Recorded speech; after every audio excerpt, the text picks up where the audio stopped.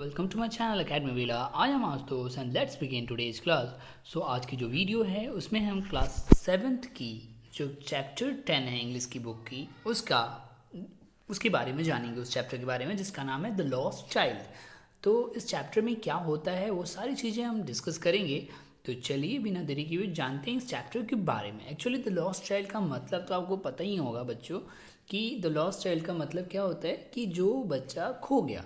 तो इस कहानी में कौन सा बच्चा खोता है, उसके साथ क्या क्या घटना होती है, वो सारी चीज़ें हम इसमें डिस्कस करेंगे। तो चलिए आगे बढ़ते हैं और देखते हैं इसको। तो लिखा है it was festival of spring, यानी कि it was the festival of spring, यानी कि ये वसंत ऋतु का समय था। एक colourfully dressed crowd of men, women and children were all going to the village fair। यानी कि कलरफुली यानी कि पूरी रंगीन तरीके से ड्रेस हुए जो बच्चे थे, मतलब लोग थे। क्राउड ऑफ मेन वेमेन, यानी कि क्राउड मतलब भीड़ भाड़ जो थी किसकी थी, जिसमें लोग थे, मतलब आदमी थे, औरत थे, बच्चे थे, वे सारे अलग अलग कलरफुल ड्रेस पहनकर गांव में जो फेयर लगा हुआ था, मेला जो लगा हुआ था, गांव का मेला, वो उसको देखने जा रहे थे, है ना। सम आगे क्या लिखा है वो पढ़ते हैं कि some walked, some rode on horses, other went on bullock carts. यानी कि कहा जा रहा है कि कुछ लोग जो थे, वो लोग जो थे ना, वॉक्ड यानी कि कुछ लोग टहल कर जा रहे थे मेला देखने। सम रोड ऑन हॉर्सेज यानी कि कुछ घोड़े पे बैठ कर जा रहे थे, और जो बाकी लोग थे वो लोग बैलगाड़ी से जा रहे थे, है ना। One little boy ran brimming over with life and laughter to keep pace with his parents.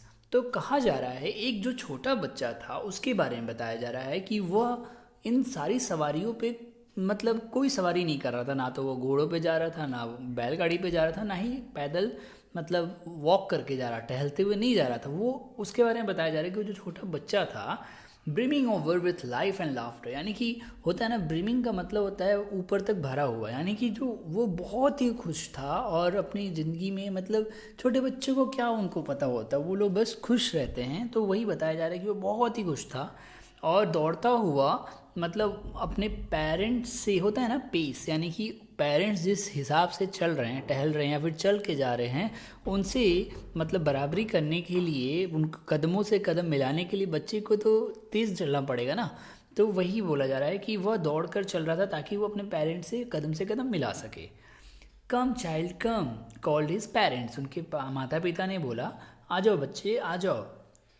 As he lagged behind, lagged मतलब होता है पीछे रह जाना। तो वही बोला जा रहा है कि जैसे ही वो बच्चा जो था, छोटा बच्चा, वो पीछे रह गया तो उनके पेरेंट्स ने बोला कम चाइल्ड कम, यानी कि आ जाओ बच्चे आ जाओ। Attracted by the toys in the shops at the fair, क्यों बच्चा वो पीछे रह गया था, वो ये लाइन पूरी इसमें है। अट्रैक्टेड मतलब आकर्षित होना, टॉयज यानी खिलौनों से, शॉप्स दुकानें, फेयर मतलब मेला। कहा जा रहा है कि जब वो बच्चा जो था एक बार किसी मतलब जब वो मेले में जा रहा था तो वहाँ पे जो दुकानें लगी हुई थी ना खिलौनों की, उनको देखकर वो आकर्षित हो गया, अट्रैक्ट हो गया, और इसी वजह से वह लैग बिहाइंड यानी कि वह पीछे रह गया। तब उनके पेरेंट्स उसको बुला रहे थे कम चाइल्ड कम, यानी कि आ जाओ बच्चे आ जाओ, ठीक है। आगे देखते हैं। He hurried towards his parents, hurried मतलब जल्दीबाजी में आगे बढ़ना। तो कहा जा रहा है कि वो जो बच्चा था जब उसके पेरेंट्स उसको बुलाएं तो वो दौड़कर उनके पास गया।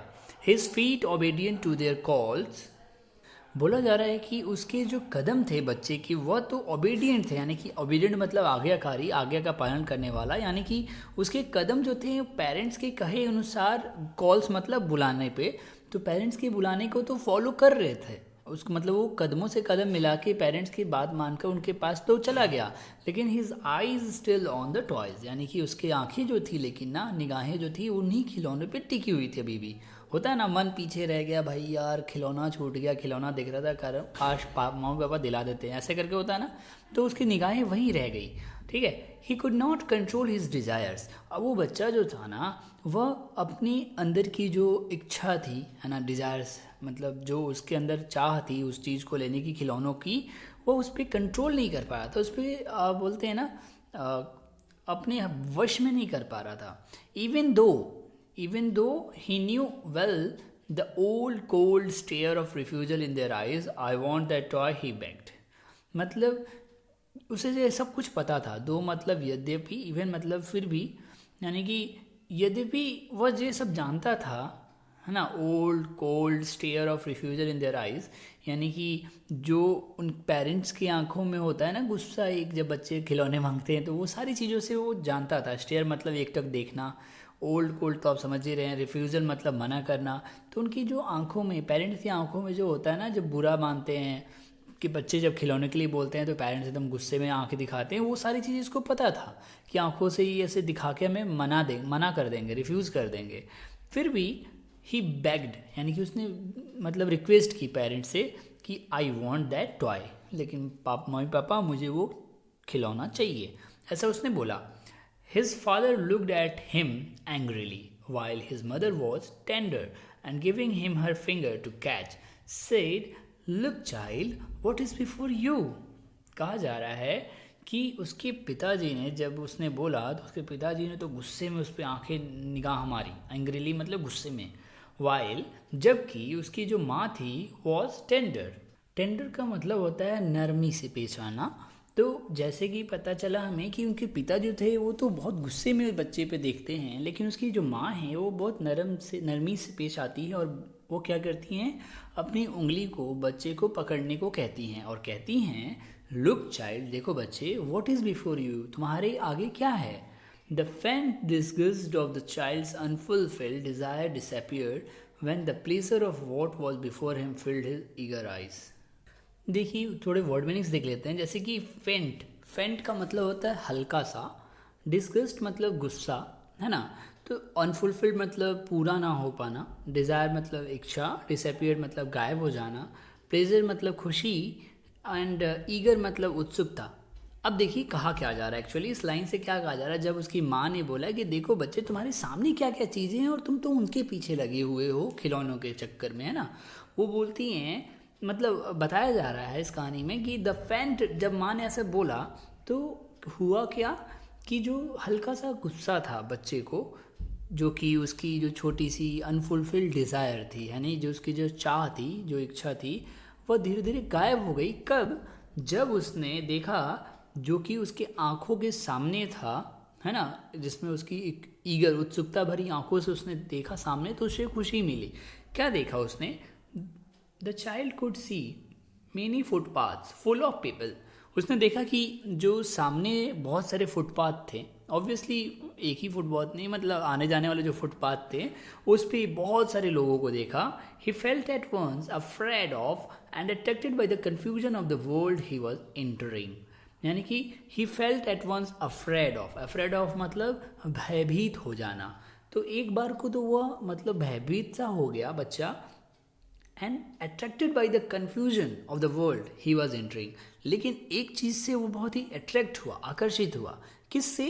कि वो इस दुनिया के, मतलब इस कन्फ्यूजन भरे दुनिया में जब वो एंटर कर रहा था। ऑब्वियसली मेला क्या है भाई, वहाँ पे बहुत भीड़ भाड़ होती है, तो भीड़ भाड़ होती है, उसके साथ साथ वहाँ पे आदमी कंफ्यूज होता है, मतलब बहुत परेशानी वाली सिचुएशन होती है वहाँ पे, लोग एक दूसरे से मतलब बिछड़ जाते हैं। तो उस कन्फ्यूजन वाले वर्ल्ड में वो एंटर कर रहा था, तो उससे वो आकर्षित हो रहा था, क्योंकि बच्चों को तो मज़ा आता है इन सब चीज़ों में ना, है ना। अब देखिए क्या होता है कि at the corner of the entrance there was a sweet meat seller, है ना।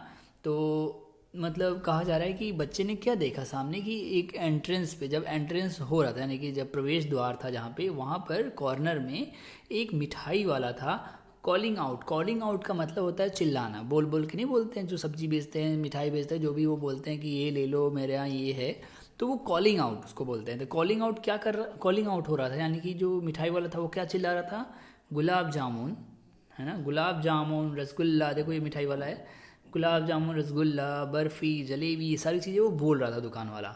The child stared and his mouth watered for the barfi that was his favourite sweet.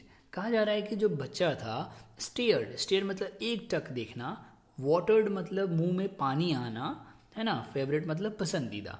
तो कहा जा रहा है कि जब बच्चे ने ये सारी मिठाई की दुकान पे मतलब ये सब बोलते हुए सुना मिठाई वाले को, तो उसके मुंह में पानी आ गया, है ना, वो एक टक निहारते रहा, स्टेयर्ड, है ना। और किसके लिए वो निहार रहा था? क्योंकि उसका जो पसंदीदा मिठाई थी वह थी बर्फ़ी।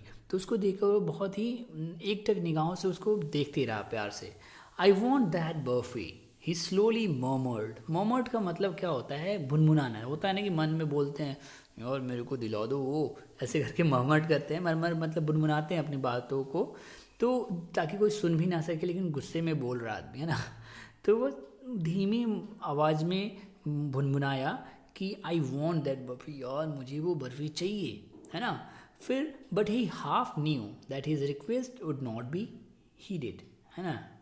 तो कहा जा रहा है कि लेकिन वो पता था उसको, वो धीरे से मुनमनाया तो ठीक है, लेकिन उसके पता था कि उसकी जो रिक्वेस्ट है, उसकी जो चाह है वो पूरी नहीं की जाएगी। So without waiting for an answer he moved on, इसलिए वो बिना कुछ मतलब आंसर का इंतज़ार किए वहाँ से आगे बढ़ गया। मूव्ड ऑन मतलब आगे बढ़ जाना, ठीक है। A man stood holding a pole with yellow red green and purple balloons flying from it. अब बताया जा रहा है कि एक आदमी जो था, उस बच्चे को क्या दिखा, अब मिठाई वाले के अलावा आगे बढ़ा तो उसको दिखा कि एक आदमी जो था वह एक पोल यानी कि लंबी सी लकड़ी लेकर खड़ा था, जिसपे अलग अलग कलर के यानी कि yellow red green and purple balloons जो थे उसमें लगे हुए थे, अटैच्ड थे, और वो उड़ रहे थे ऊपर की तरफ, होता है ना। तो अब आगे देखिए क्या होता है कि the child was carried away by the rainbow glory of their colours and he wanted to have them all. हुआ क्या कि जब बच्चे ने ये बलून्स देखे, रंग बिरंगे बैलून्स, वहाँ पे तो हर तरीके के हर कलर के बलून्स थे, तो जब वो देखा तो उसके दिमाग में इंद्रधनुष का मतलब ख्याल आया। इंद्रधनुष, रेनबो ग्लोरी, यानी कि इंद्रधनुष की जो सुंदरता होती है ना, ग्लोरी, उसके बारे में उसको ख्याल आया और उसके दिमाग वहाँ पे चला गया और उसका मन होने लगा कि मुझे क्यों ना ये सारे बलून्स मिल जाते, तो मैं तो भाई इंद्रधनुष वाले सारे कलर्स मेरे पास आ जाते, ऐसा उसके मन में ख्याल आ रहा था। अब देखिए, but he knew his parents would see he was too old to play with them, so he walked on further. बोला जा रहा है कि अब तो ऐसा उसने मन में ख्याल आ रहा था, लेकिन अब एक और ख्याल आया उसके मन में कि लेकिन उसको पता था उसके जो पेरेंट्स हैं ना, वो उसको बोले हैं कि यार तुम तो बहुत बड़े हो गए हो इस खिलौने के लिए, तो तुम ना ही लो तो अच्छा रहेगा। और वो इस सोच को लेते हुए आगे बढ़ गया फिर से वो बच्चा, है ना। अब देखिए, अ जगलर, है ना, juggler stood playing a flute to a snake which coiled itself, है ना, which coiled itself in a basket. देखिए, जगलर का मतलब होता है मदारी होते हैं ना, जो जो खेल खिलौने दिखाते हैं, जो कुछ कुछ खेल करके दिखाते हैं परफॉर्म, उनको जगलर बोलते हैं। तो यहाँ पे बोला जा रहा है सपेरे को भी जगलर बोल रहा है। यहाँ पे बोला जा रहा है कि एक सपेरा दिखा बच्चे को जो कि सांप के आगे बीन बजा रहा था, और उसका जो सांप था ना वो अपने आप को क्वाइल्ड किए हुए था। क्वाइल्ड मतलब लपेटे हुए हुआ था, जैसे सांप लपेटे हुए रहता है अपने आप को, कुंडली मार के जो बैठा रहता है, और वह बास्केट में था, वह एक टोकरी में था। आप देख सकते हैं यहाँ पर, है ना। अभी तो फिलहाल इसमें दिखाया गया है कि ये मतलब बाहर निकला हुआ है, लेकिन अभी कहानी में बताया जा रहा है कि वो टोकरी में बैठा हुआ था। अब बोला जा रहा है कि the snake raised its head in a graceful bend like the neck of a swan. Swan आपको पता होगा, हंस को बोलते हैं स्वान, और उसका गर्दन कैसी निकली होती है वो आपने देखा ही होगा अक्सर। तो वही बोला जा रहा है कि जो स्नेक था ना, जो सांप था, वो बहुत ही अपने गर्दन को ग्रेसफुल बेंड, ग्रेसफुल मतलब बहुत ही प्यार से, है ना, बहुत सहमे हुए भाव से अपने गर्दन को, मतलब सांप अपने फन को ऊपर फैलाए हुए था, जैसे कि गर्दन किसकी हो, कंपेयर किया जा रहा है कि स्वान की गर्दन हो, है ना। But he knew his parents had forbidden him to hear the coarse music of the juggler, ठीक है। So he proceeded further. अब एक और बात ख्याल आया उसके दिमाग में, है ना, कि बट ही न्यू, लेकिन वह बच्चा इतना सब देखा, लेकिन उसके दिमाग में ये भी था कि उसके माता पिता जो थे ना, had forbidden him to hear the coarse music of the jugglers, यानी कि उसको ये पता था कि उसके पेरेंट्स उसको वहाँ नहीं जाने दे देंगे, है ना, उस मदारी के पास। इसलिए वह फिर से बच्चा जो प्रोसीडेड फर्दर, यानी कि आगे को बढ़ गया। अब देखिए, देयर वॉज, है ना, there was a round about in full swing, man women and children were laughing and shrieking madly as they went round and round in it, है ना। तो बोला जा रहा है राउंड अबाउट के बारे में, को पता है ना कि वो बड़ा वाला जो झूला होता है जिस पे आदमी बैठता है और वो मशीन से चलता है, जनरेटर से, बहुत बड़ा बड़ा होता है, तो उसको राउंड अबाउट बोलते हैं। स्विंग मतलब झूला होता है, और मतलब मोशन में भी बोल सकते हैं, स्विंग मतलब मोशन में होना। तो कहा जा रहा है कि there was a round about in full swing. कहा जा रहा है कि एक राउंड अबाउट, एक झूला था वहाँ पे मेले में, जो कि पूरे मोशन में था, मतलब उस पर लोग घूम रहे थे, है ना, चक्कर, मतलब क्या कहते हैं, वो झूला चालू था, ठीक है। अब बोला जा रहा है कि men women and children were laughing and shrieking madly as they went round and round in it. तो जैसे ही लोग उसमें गोल गोल चक्कर खा रहे थे, है ना, तो बहुत बच्चे जो थे, लोग, औरत, आदमी, बच्चे जो सभी थे, वो बहुत तेजी से मैडली पागल होके चिल्ला रहे थे जब जब वो झूला गोल गोल घूम रहा था, ठीक है। द चाइल्ड वॉच्ड देम, बच्चे ने उनको देखा। His lips parted in the amazement, यानी कि खुशी के मारे, आश्चर्य के मारे उसके बच्चे के मतलब जबान जो थी, लिप्स जो थी, ओठ जो थे, वह बहुत ही मतलब एक दूसरे से अलग हुए। एक तरह से होता है ना, बोलने के लिए मुंह खुलता है, वैसा हुआ। And pink blush of a smile came on his face, और उसके चेहरे पे एक मुस्कान आ गई, है ना, गुलाबी सी हंसी आ गई। This time to the child made a bold request, इस बार तो बच्चे ने एकदम से दृढ़ता से रिक्वेस्ट किया। I want to go on the round about please father mother, मतलब इस बार उसने बोला कि मम्मा पापा मुझे बिल्कुल इस बार जाना ही है राउंड अबाउट पे, मुझे जाने दो, है ना, झूले पे। देर वॉज नो रिप्लाई, फिर क्या हुआ, उसको कोई उत्तर नहीं मिला माता पिता की तरफ से। He turn to look for his parents, वो पीछे मुड़ा अपने माता पिता को देखने के लिए। They were not there ahead of him, लेकिन वहाँ पे तो पीछे कोई था ही नहीं उसके माता पिता, है ना। He turn to look on either side, वो दोनों तरफ अपने दाएं बाएं देखना चाहा, आइदर मतलब दोनों साइड देखना चाहा, लेकिन दे वर नॉट देयर, वो लोग वहाँ पे भी नहीं थे। ही लुक्ड बिहाइंड, वो पीछे भी देखा। There was no sign of them, लेकिन उनका कोई नामो निशान नहीं था वहाँ पे। अब देखो, a full deep cried rose within his dry throat, throat मतलब गला होता है, रोज मतलब जगना, है ना, निकलना। तो बोला जा रहा है कि उसके गले से, सूखे गले से बहुत जोर की आवाज़ निकलने लगी, मतलब वो चिल्लाने लगा। And with a sudden jerk of his body he ran from where he stood crying in fear, mother, father, tears rolled down from his eyes, hot and fierce। कहा जा रहा है कि अब जब वो चिल्लाने लगा तो अचानक से sudden jerk of his body, यानी कि अपने शरीर को झटका देते हुए, जर्क मतलब झटका देना, और वो वहाँ से भागा जहाँ पे वो खड़ा था, और वो चिल्लाने लगा डर के मारे, फियर मतलब डर में, माँ पापा चिल्लाने लगा। फिर क्या हुआ, tears roll down from his eyes, उसकी आंखों से आंसू गिरने लगे। हॉट एंड फियर्स, वो बहुत ही गर्म और उत्तेजित होने लगा। फियर्स मतलब उत्तेजित होना, है ना। अब क्या हुआ कि he ran to one side first then to the other, वो मतलब कभी एक तरफ जाता फिर दूसरी तरफ जाता, not knowing where to go, और वो समझ नहीं आ रहा था उसको, वो पता नहीं लगा पा रहा था वो जाए कहाँ, है ना। Mother father he cried again and again, वो बार बार चिल्ला रहा था, माँ पापा बार बार चिल्ला रहा था, अगेन एंड अगेन मतलब बार बार।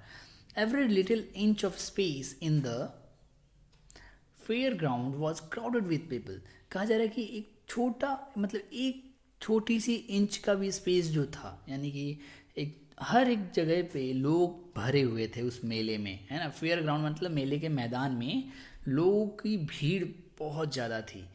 The child might have been crushed under foot had he not cried in loud voice father mother, मतलब शायद ही बच्चा जो था वो बच गया अंदर पैरों के तले दबते दबते, लेकिन वो चिल्ला रहा था बहुत ही तेज आवाज में, माँ पापा, है ना।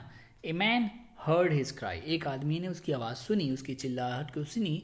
And bending down with great difficulty lifted him up the arms, वो बच्चा जो था, वो बच्चा लोगों के पैरों तले दब गया था, तो उसकी आवाज़ सुनकर एक इंसान ने बेंडिंग डाउन, नीचे झुक के, ग्रेट डिफिकल्टी बहुत मुश्किल से उस बच्चे को, है ना, lifted him up the arms, यानी कि अपने बाहों में उठाया। How did you get here child, उस इंसान ने पूछा उस बच्चे से कि आखिर तुम यहाँ कैसे आ गए। हुज बेबी आर यू, तुम किसके बच्चे हो, है ना। The child wept more and cried, बच्चा और तेजी से चिल्लाने लगा और रोने लगा। I want my mother, I want my father, चिल्लाने के वो बच्चा बोलने लगा कि मुझे मेरे पापा चाहिए, मुझे मेरी मम्मी चाहिए, है ना। The man try to comfort him by taking him to the round about, अब मतलब इंसान जो था, वो आदमी जो था, वो कोशिश करने लगा, है ना, कंफर्ट मतलब आराम वाली मुद्रा में लाने के लिए बच्चे को, कि चलो मैं तुम्हें राउंड अबाउट पे ले जाता हूँ, झूले पे ले चलता हूँ। Will you have a ride on the horse, क्या तुम चाहते हो कि तुम घोड़े की सवारी करो। ही जेंटली आस्क्ड, जेंटली मतलब बड़ी विनम्रता से उस इंसान ने पूछा उस बच्चे से कि क्या तुम्हें घोड़े की सवारी करनी है। The child's throat tore into 1,000 sobs. Sobs मतलब होता है सिसकी लेकर रोना, और थ्रोट मतलब गला, तो मैंने बताया था। टोर मतलब फट जाना है ना, टीयर का टोर होता है। तो the child's throat tore into 1,000 sobs. लेकिन जब बच्चे से पूछा जा रहा था कि तुम झूले पे चलोगे, तुम घोड़े की सवारी करोगे, इस इंसान के द्वारा पूछा जा रहा था, तो बच्चा बहुत तेज़ी से हजारों सिसकियाँ ले रहा था, है ना, रो रहा था। Listen to that nice music child, he pleaded when they reach the juggler. Pleaded मतलब रिक्वेस्ट करना। तो बच्चे को जब वो लेकर मना रहा था इंसान, तो जब वो वहाँ से गुजर रहा था, जगलर के पास पहुँचा, है ना, उसको लेके जा रहा था, तो जगलर के पास जब पहुँचा, जिस जगलर के पास अभी थोड़ी देर पहले वो गया था, गुजरा था, तो वहाँ पे जाने के बाद इंसान ने बोला, उस आदमी ने बोला कि देखो बच्चे, उस म्यूजिक को सुनो, कितना अच्छा वो मदारी बजा रहा है ना। But the child shut his years and his fingers. लेकिन बच्चा जो था उसने क्या किया, शट मतलब बंद कर लेना, अपनी आंखों को बंद कर लिया अपनी उंगलियों से, सॉरी अपने कानों को बंद कर लिया अपनी उंगलियों से, कि नहीं मुझे नहीं सुनना, ऐसे करके, है ना। Would you like a balloon, he asked lovingly. Lovingly मतलब बहुत ही विनम्रता से, बहुत ही प्यार से। अब उस इंसान, तो वो जो आदमी था वो तो बच्चे को मना रहा था, तो वो बड़े प्यार से पूछा उस बच्चे से कि क्या तुम्हें ये बलून चाहिए। But the child just शॉप्ड। शॉप्ड मतलब फिर से सिसकी लेते रहा, लेकिन वो बच्चा कुछ नहीं बोला। What sweets would you like child, the man asked. उस आदमी ने फिर से पूछा कि अब बताओ बच्चे, तुम्हें कौन सी मिठाई चाहिए। लेकिन क्या हुआ, the child turned his face away from the sweet shop and only soft, I want my mother, I want my father. लेकिन वो जो बच्चा था अपने चेहरे को उधर से घुमा लिया, टर्न्ड हिज फेस मतलब चेहरे को घुमा लिया स्वीट शॉप से, मिठाई की दुकान से, और बस वो सिसकियाँ ही लेते रहा और बोलते रहा, रोते रहा कि आई वॉन्ट माई फादर, मुझे अपनी माँ चाहिए, आई वॉन्ट माई फादर, मुझे अपने पिताजी चाहिए। और इस चैप्टर के जो लेखक हैं मुल्क राज आनंद, इन्होंने इस कहानी को लिखा है। तो इस तरीके से आपने देखा कि एक बच्चा जब खो जाता है तो कैसा सिचुएशन क्रिएट होता है, उसके साथ कैसी प्रॉब्लम होती है, और लोग अगर किसी लोग को ये मिल जाते हैं बच्चे, तो बच्चों को हैंडल करना कितना मुश्किल हो जाता है, क्योंकि वो बस ये सोचते हैं कि मुझे तो बस मम्मी पापा चाहिए, मुझे अब कोई सुख वाली चीज़ें नहीं चाहिए, मुझे खुशी नहीं चाहिए ऐसी कुछ, बस मुझे मेरे मम्मी पापा मिल जाएं, मैं उसमें खुश हो जाऊंगा। तो ये सारी फीलिंग्स थी जो कि मुल्क राज आनंद ने इस कहानी के थ्रू बताया, और आशा करता हूँ आपको समझ में आया होगा।